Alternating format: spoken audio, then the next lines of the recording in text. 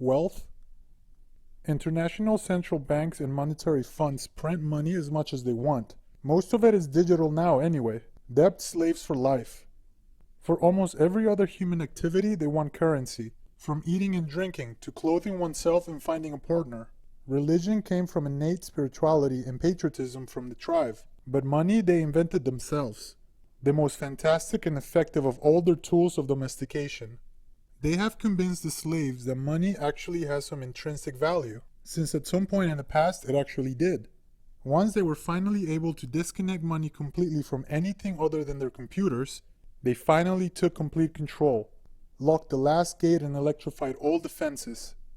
They ingeniously printed up out of nothing and loan it with an interest in order for 18-year-olds to spend 4 years drinking and memorizing propaganda as they begin a financial indebtedness that will most likely never end.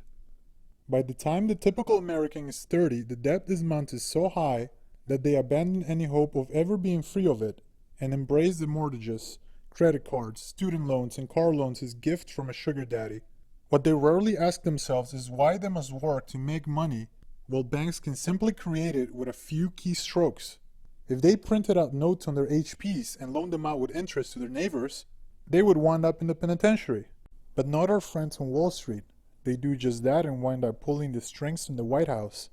The genius of the money scam is how obvious it is. When people are told that banks create money out of nothing and are paid interest for it, the good folks are left incredulous. It can't be that simple. No one wants to believe that they have been slaved so easily.